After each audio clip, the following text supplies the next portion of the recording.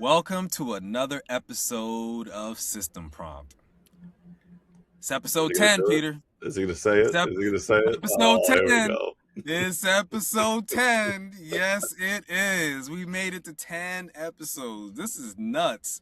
And ironically, on our 10th episode, we got over 10,000 views. Now, I know it's not popular to start looking at views when you just started, but for me, I like to celebrate the small wins, and we got 2 of them. 10th episode, 10,000 views. I'll take it. And we got a good one today. My name is Val. And I'm Peter. And you are back with us at System Prompt. And today we are covering what it means to be AI native. It's a pretty wide topic, but we're going to try to focus on things like an AI native builder, AI native product, and we'll see where it goes from there. But what are your thoughts, Peter? What is it? What do you think it means to be AI? What is it? What's the industry saying, and what do you think it actually means to be AI native? Well, let's start with my personal story, right? Let's start with a story of mine. I always loved artificial intelligence, from machine learning to neural networks to then, large language models. And when I heard the term AI native, something clicked, right? It was finally describing the way that I'm thinking. It's finally something that applies to me. It felt great. It felt like, all right, I got something that applies to me. I'm able to use this way. I'm not a traditional software engineer anyway. I was, machine learning first. Machine learning is 75, 90 lines of code to begin with. You're mostly dealing with data preparation and data cleaning anyway. And I was like, that fantastic. AI native, sign me up, right? But then you really, the problem with AI native for me is that when you actually start thinking that way and you're trying to put the artificial intelligence sort of at the core of your application, you start to realize that AI native feels more like a marketing term than a architectural decision. So I think that's a little bit deceiving, right? Especially when you're thinking of in terms of like an AI native product.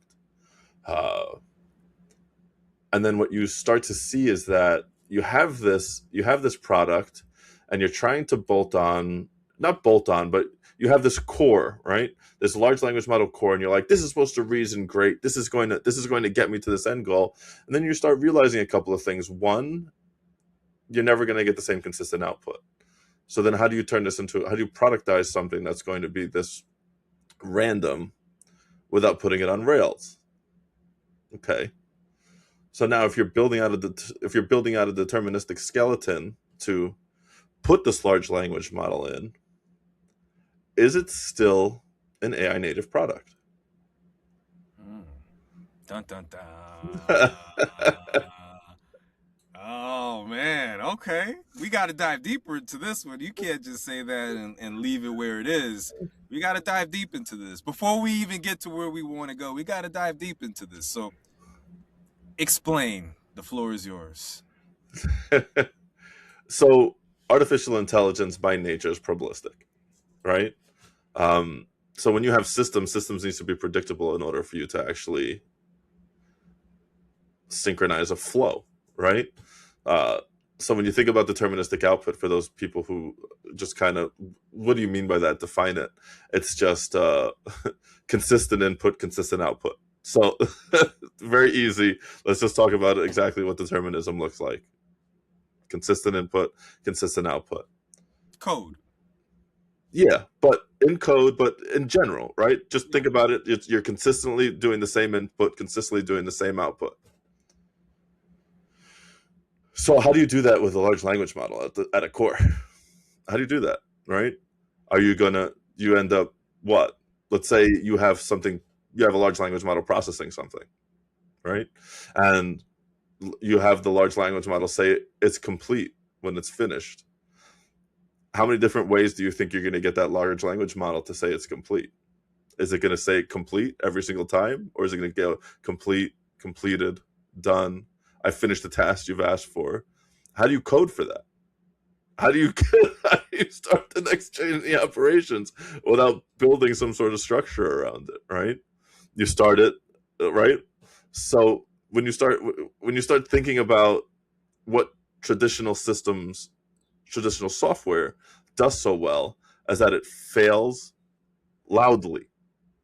Now, what does that mean for somebody who's building a system? What does that mean for somebody who's using a system?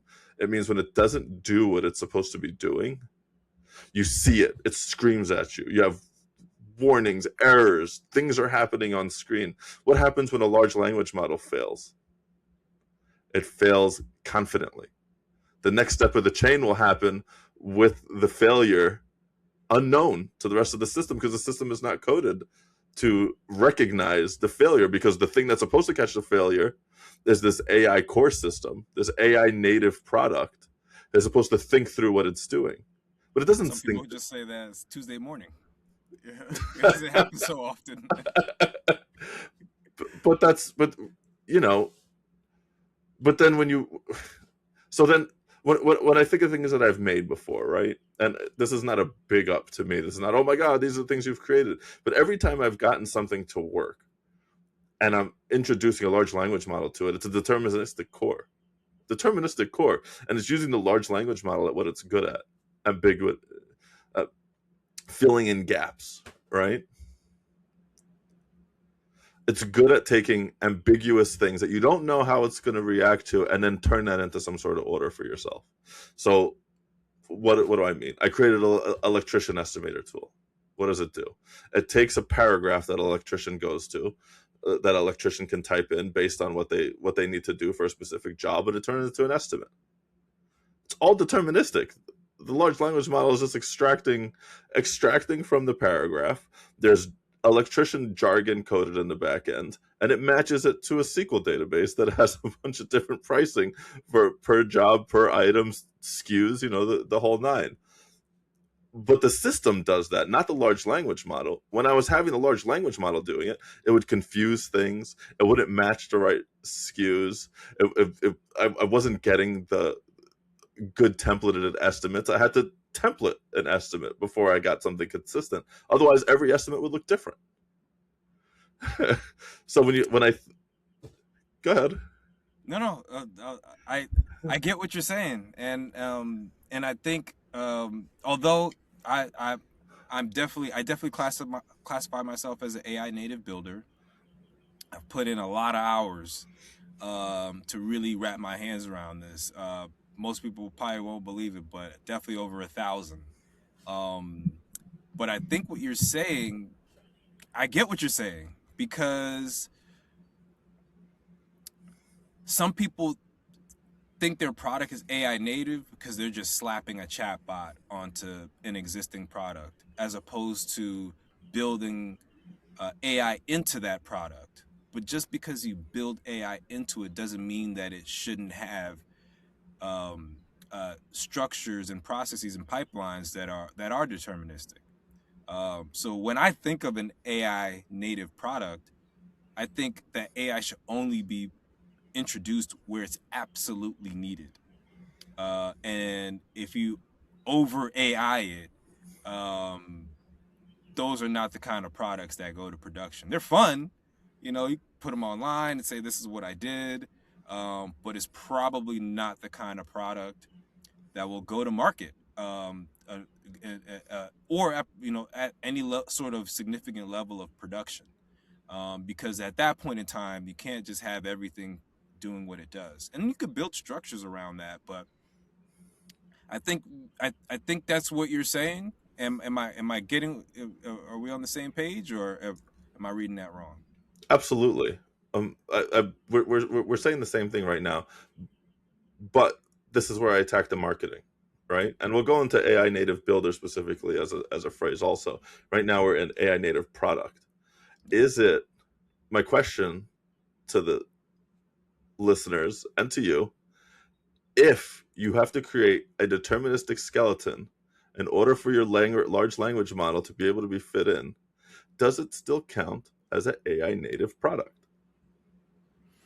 Yeah. So that's the thing. So when I think about how I build, although I'm an AI native builder, I never approach actually building a product that goes to production that way. I know vibe coding is super popular, but that's also good marketing. But I can't comfortably build a product that's been vibe coded and I don't know what's going on, in my product. I need to know that there's certain parts, especially depending on the project, that are 100% reproducible. Because by the time it goes to production, I would have tested that thing tons of times. And oftentimes the reproducible parts are code, especially if I'm pushing a bunch of data, I'm using Python or whatever the product may call for. And then I bring in AI to kind of start to make sense of the areas that would be difficult for the code to do. And even then, I have all these systems around the AI to make the LLM to make sure that it's doing what I want consistently within the wiggle room. Where yeah, it may not always give completed as an output unless I want it to, and I build a system. But in and of itself, but even that is always going to be within a margin of error. But that's how I approach building, and everything else is kind of the same. Now, I think what you're saying is if you're not doing that, there's a complete mismatch. AI native. That's not AI. If AI is at the middle of what you're building, and it's kind of really the straw that stirs the drink, like there's a very limited amount of products you could build that you could go to market with and comfortably have it give consistent results, unless the purpose of that product is to not give consistent results. Well, that's yeah. Uh, okay, so you defined an AI native builder well, right? In terms of your definition. But the thing that I look at when you're saying that is I just think of that's you're just defining a software engineer. Yeah, yeah. It sounds cool when you say AI native builder, but yeah, Yeah. I mean, why is that? Because my training came from software engineers. Yeah, I build product with AI, but the systems and processes that I use all came from traditional software engineering. From every single, you know, I've worked with front end engineers, back end engineers, DevOps guys. All of my training on building product has come from them, and I've spent a lot of hours with, shout out to all the people that have worked with me. In addition to me, uh, learning Python and learning these coding languages on my own, but learning how to build a product. They all so yeah, I'm using their I'm using their practices. It's all accelerated with AI.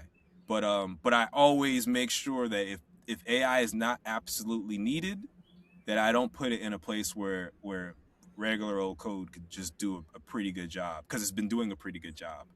Um, yeah, and that's where I think yeah, you know what? You may have a point. That's where I think the marketing comes in, where the terms are being used. And I think if those who are if you're a business owner and you're hiring for an AI native builder, you're not hiring a magician. You're hiring somebody who knows how to leverage large language models to build a product that would have normally taken maybe 9 months in 3 months.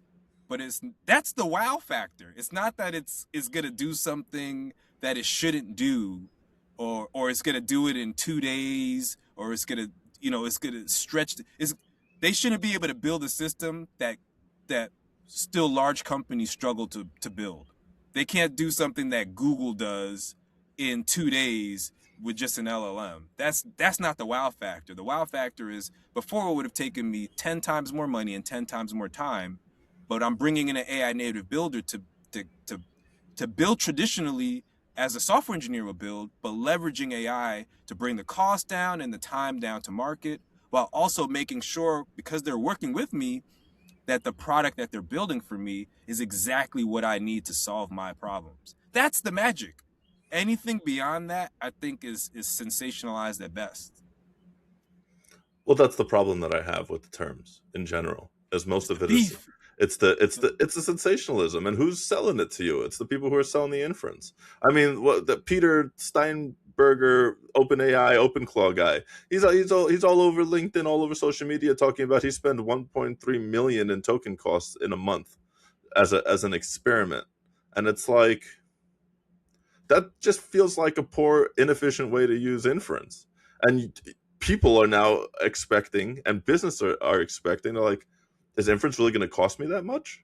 And they're sitting there and they're going, wait a second, what's going on here, right?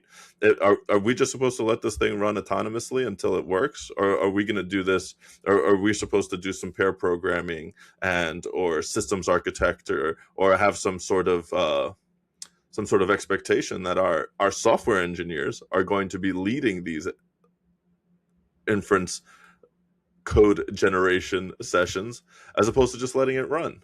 Then what do they need people for if that's the case? What do they need Peter for? What does OpenAI need Peter for if all he's doing is letting code run autonomously? But that's my issue, right?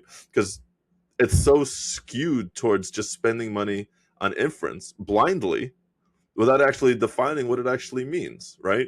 Now, if you're an AI native builder, you're not somebody who's just prompting AI to do a thing. You're leveraging AI to do a thing faster with the knowledge and the training of a software engineer. This is what I think is getting missed, right? And the AI native product, my problem becomes is that so many people think that reaching for AI is the answer to all their problems that they don't understand. You know, I think every episode I have at least a little bit on. You're not fixing a broken process with AI. You can't build a process generally with AI at its center.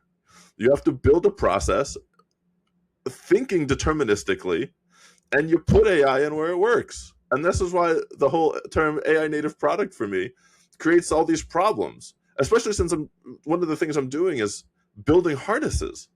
You build a harness, you have this complete understanding. This thing fails 26 ways before you even are fact checking what it's trying to do. And then they're like, wait a second. And what is a harness? A harness is making sure it's doing the right thing, hallucination detection, retries. You know, the problem is what you're saying just doesn't sound as cool. That's what it is. It just doesn't sound as cool. So when you wrap it up in AI native builder, it sounds like you are one of the Avengers from Asgard, and it sounds like you're a magician and you can just think it up, and anything you do can happen instantly at zero or no cost. That just sounds it's easier to package. But what you're really saying is that, hey, let's pump the brakes a little bit, and maybe that's maybe some of that blame is on the real AI native builders. And I want to say real and fake because everybody's a builder now, and I think it's awesome that people can build. But I think what we're really talking about is if you're building a product for a business, for yourself, for whomever, but that's going to production that you're expecting other people to use, that are gonna that's gonna have some level of security, that's gonna have that's gonna work. It's not gonna crash. It's not gonna have these weird bugs. It's gonna be easy to use. It's gonna be pleasant to use. It solves a problem.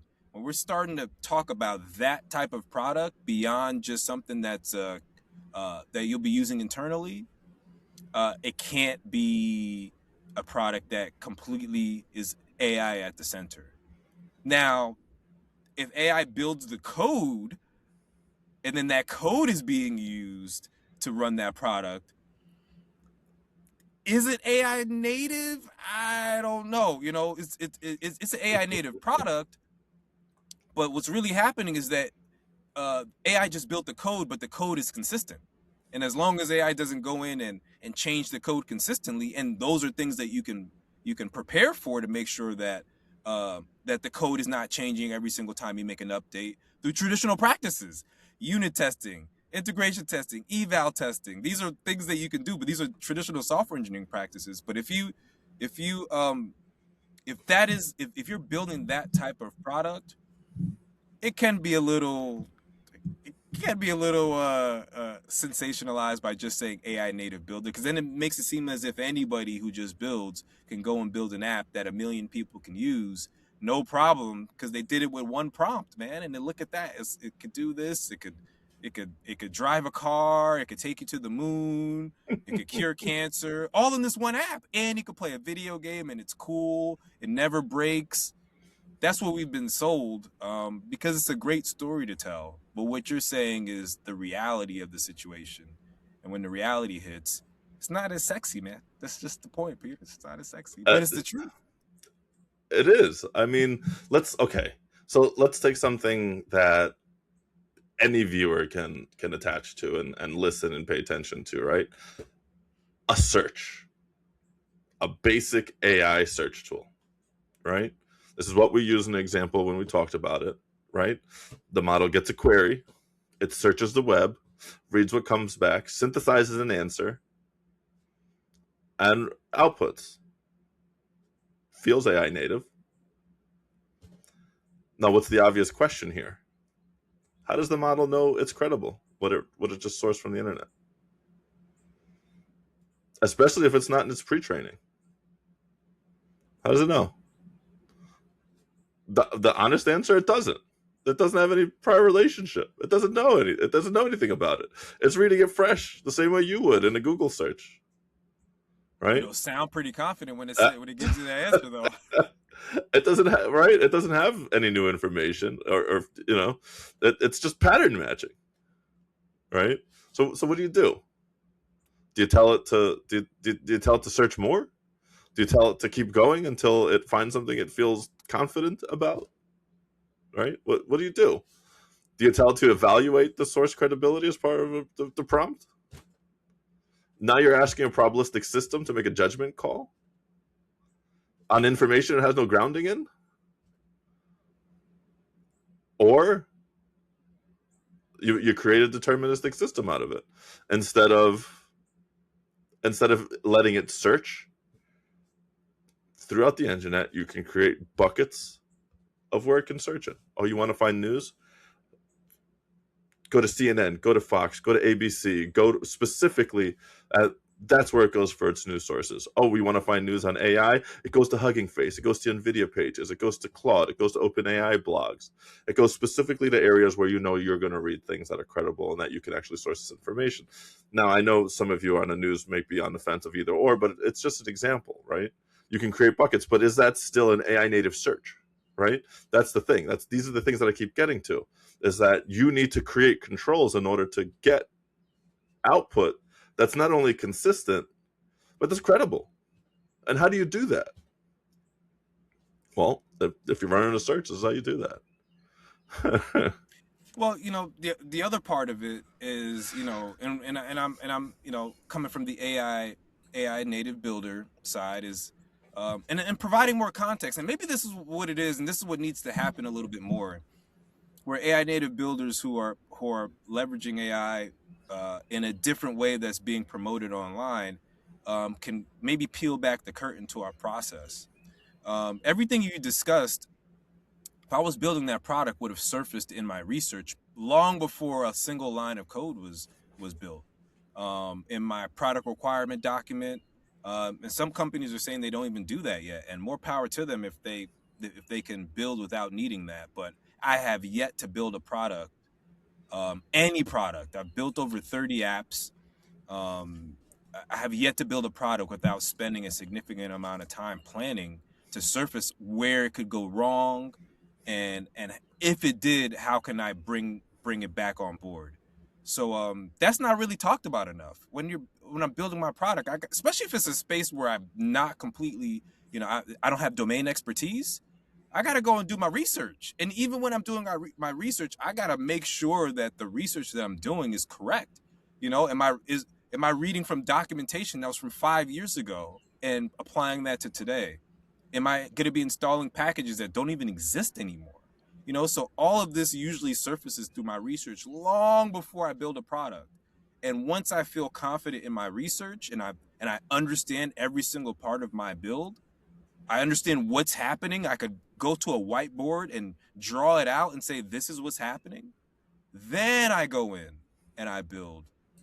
And I guess that's the part that's not really spoken about enough, because from there you can see that, you know, there's this is my tech stack, and AI is like 10% of it. But everything else are I'm just using traditional systems. I'm using things that I know work. Why? Because if I'm delivering a product to somebody who's paying me, I gotta make sure that that thing works. Yeah, there's gonna be some maintenance to it, but I'm gonna be maintaining what I've tested so many times and continue to test and make sure it works. And I think when we, I think the, I guess the point that you're saying, Peter, is that this sensationalism of how people think products are built and how they're actually built with AI to be considered an AI native product. The the boring parts are not being talked about enough. And what we're talking about is the boring parts, but these are the real parts of a product that goes to market. And yeah, there's it's sensationalized. But I, I also think that builders who build with AI and follow a process that is reproducible and provides great results, maybe we need to talk about our process a little bit more.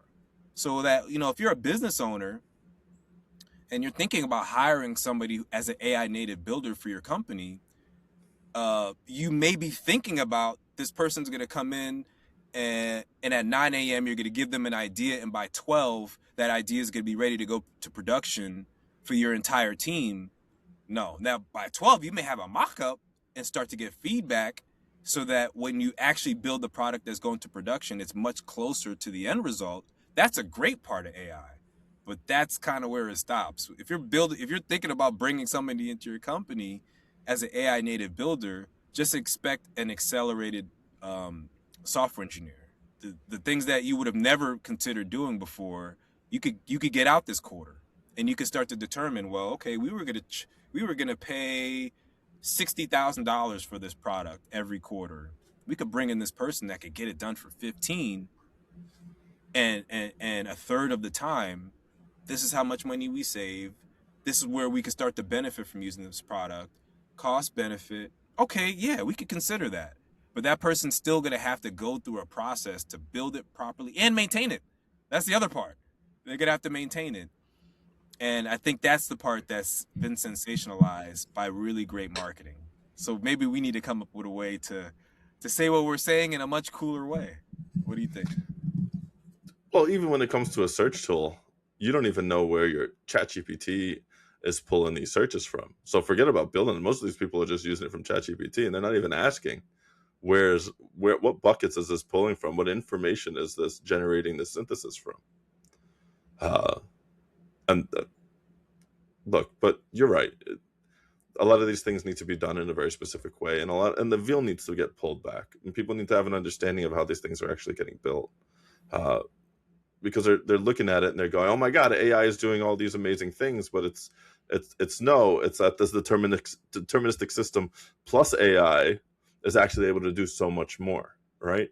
A lot of people, you have these rule-based systems that a lot of people used to have to like live off of, and you know how brittle and fragile they are because they're very if this then that, right? And you're sitting there writing if this then that a billion different times just to cater to all the different scenarios that can occur in a specific instance. Now when you introduce large language models or natural language processing to that, you can be more flexible. But it's got to be on rails, right? It's got to be on rails, and you have to understand to make guardrails and create processes, and all of a sudden you don't have to write 1,500 lines of code to account for each new possibility that's occurring.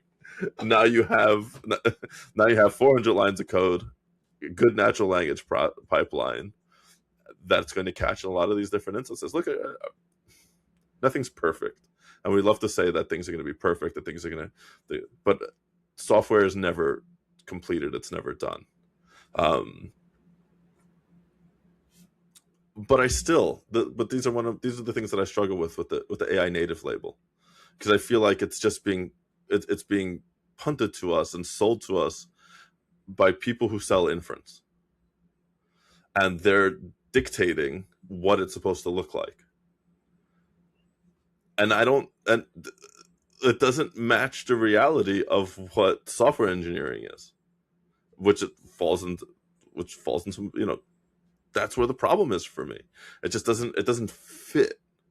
Like, the more you try to build with AI, the more you just understand it breaks in so many different, interesting, fun ways that if you don't have observability attached to it, you have no idea what it's doing or why it's acting the way it is. I mean, you can like, and you're sitting there, and you're going, "What the f, man? What really, like, what the f?" And the more you introduce more control into the environment, is when you actually start realizing this is how this is supposed to be done. This is how this is supposed to get managed. You're getting consistent outputs. You're getting much better inputs. You're you're not sitting. There's no fires to get put out because it's running on guardrails. This loops back to last week's episode where we talked about the McDonald's chatbot doing recursion in a support chat. Like, it just that's not supposed to happen that way, right? Yeah.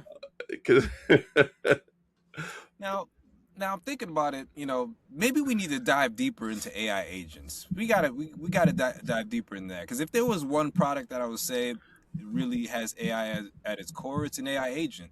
But even with that, if you go look at the code base of an AI agent, you could start to determine why some of the things that it's doing it does, because a lot of that is code that works well that's having the agent run. But if there was something that was as close to what I think you're talking about, I would say AI agent is. But we gotta peel back that onion a little bit more, so we can, when we're saying that, we can have a clear understanding of what an AI agent not only first of all is, although we covered that, but like what's happening, when an AI agent's actually running. So then we could kind of demystify the AI agent that seems like Merlin, or something like that, when people are talking about it. Where if you're trying to get the agent to run consistently, we got to what do you think about that? We got to dive deeper into AI agents. I don't think we in the spirit of what we're talking about now, I think we got to peel that onion back a little bit more. Yeah, no, I think we could absolutely do that. But I also think what you're going to find is that more of the same. I think you're going to find that large language models are infused in certain processes, and then it moves to a deterministic process to anchor to, which then gets passed to a large language model for synthesis. I think in a lot of time, one of the first things I created with a language model in general was this janky little finance bot, and it was probably one of the worst things that I created. But it was one of the first things that I tried to do with AI kind of at its core. And the one thing that I found is that I tried to use prompting to dictate what it should be doing, and that just didn't work. So I had to use a deterministic engine to point to the things that I wanted the large language model to pull and synthesize. And at that point, it was like, okay. And then I got this whole really cool financial report on anything that I was looking for. Now, did it work great? No, but again, what was one of the things that highlighted for me the most about where it belongs. And the AI agents are going to do something similar, because let's say one of the use cases that I saw with AI agents specifically, and this was Crew AI, right? The head of Crew AI was at a conference that I was attending to, and he was talking about one of the use cases for it. And he was talking about how a financial firm would use the product to aggregate data much faster, to find if this person is going to be good for their loan. So instead of using like a machine learning process, it uses like you have the planner, which is going to sit there, it's going to decompose the task. You're going to have tools, and if you're not aware of things like Plaid, PLAID, which can go and grab financial data on just about anybody. So decomposer, planner, decompose the tasks.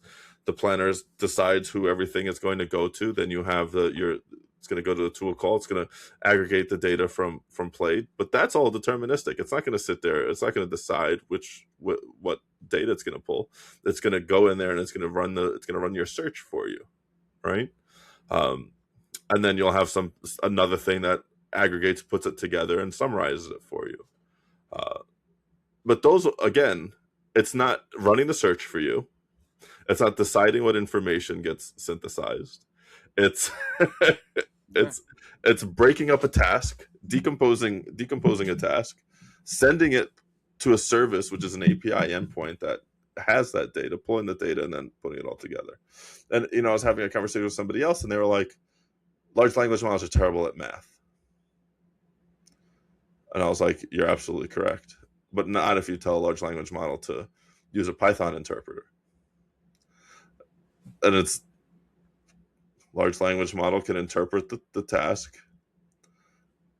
You as the person needs to understand what it's good at, what it's not good at, and then you give it a tool to use that is going to be very good at the task that you need it to do. And if you're gonna do that, get a model that's good at tool calling. Please, please, please. Yeah. These things can be tested. Don't just pull any model and expect it's gonna work. This is, you know, what let's do something bold here. This is what we're doing. We're gonna what would you call it if you had to give another name besides AI native builder, AI native product? What would you call it? Maybe we could start a trend here today. What Oh would you man, call this it? is I'm I'm not putting you on the spot here, I but what I would you call I let my wife name my children. I mean, this is not something that I'm great at. I'm not good it? at I'm not good at giving names. Like my last name is Green. I really like the name Cash, but I couldn't do that to my son. What, his name is gonna be Cash Green? I mean, what the it rolls off the tongue. You But set him I up. mean it was just it wasn't gonna be good though. I mean, he's gonna get judged. Society's gonna look at him and go, "What the freak were his parents thinking?" Um, Unless he was a millionaire, like no, this guy, this was does, meant to be. he doesn't need an alias, right? When it's just software engineering, man. It's software engineering with AI as a component. It's it's just product engineering, software engineering. I just hate that it needs to be labeled something else, because then when somebody gets labeled an AI native builder, and especially when you're looking at traditional software engineers, they look at that as just a an alias for a vibe coder. The vibes, man, the And vibes. but I don't like that, because I know people who, you especially, and other people that I know, who label themselves as AI native builders, and I would not think of them in terms of vibe coding. They're not vibe coders. So why why are we going to give them a label that just makes them seem like it's a fancy term for a vibe coder? They're software engineers. They're systems architects. That don't be reductive about it, right? Because you might not be writing a ton of the syntax. You're letting AI write the syntax, but you're making sure to take care of reviews. You're making sure that you're using this as pair programmers. You're making sure to dictate what the architecture is supposed to look like. You're doing all of those things. You're making sure that the tech stack are your choices. You're understanding what the trade-offs are and the compromises that you're making, right? Because that's system engineering 101. And you're making those choices. That is a systems architect. Yeah, I mean, I guess the big difference is, man, I had a lot of training, so hey, you know what, you may have a point, Peter. I'll have to. You may have a point. You may have a point. I have to, you may have a point here. I concede that you stated your case, and think you have a point. Same same execution being tasked. I mean, same task being executed, but maybe a different label is needed, so that when people are recruiting, trying to work with people who can execute these tasks, they don't clump them in to what they think is actually happening. Because what you're talking about is much closer to reality. Actually, it is reality, and everything else is cool internet stuff. Yeah, but that's the whole thing. I don't want to be reductive, and I want to make sure that people are getting an actual clear view of what's going on here. You're able to work with speed because you have the knowledge that you have. You're able to work with speed because you're leveraging tools at your disposal. A traditional coder, like, and a lot of people, these, look, I'm not knocking any of the software engineers or anything like that, but there's software engineers out there that work for big companies that work on functions. That's what they do. That's it. Can they think in full systems like a systems architect can? No, they can't. They struggle with that. They work on a function. They see the shape of the code. They focus on the shape of the specific code. They don't think of the entire tech stack. They don't think of the term of the entire orchestration or pipeline that you're building. Think of the shape of the function. They don't think of your error handling across the entire Yeah. program. Peter woke up today and he chose violence, guys. I, Hey man, you always he's in his zone right now. He's in his zone, and you know I got to come up with a good argument, a good counter. I don't know if that's going to be today. Look, I didn't wake up picking violence, and this isn't an attack on people. But the more look, the more you touch it, right? The more you think of in terms of, okay, what are the things that have been successful? The term vibe code is not a successful term.